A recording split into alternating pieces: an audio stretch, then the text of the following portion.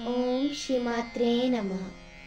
अहसूते सव्यम् अहसूते सव्यं तव नयनमर्कात्मकतया तव नयनमर्कात्मकतया त्रिया मां वामन्ते त्रिया मां वामन्ते सृजति रजनीनायकतया सृजति रजनीनायकतया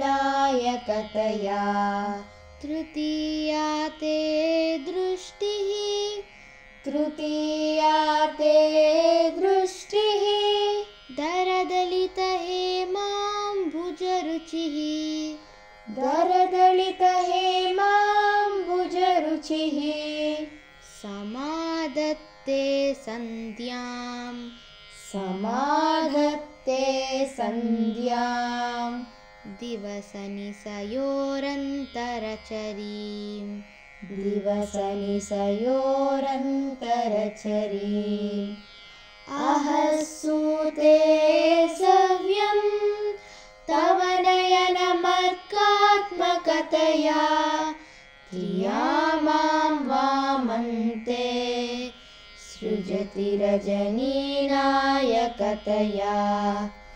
तृतीया ते दृष्टिः दरदलितहेमाम्बुजरुचिः समादत्ते सन्ध्यां दिवसनिसयोरन्तरचरीम् ॐ श्रीमात्रे नमः।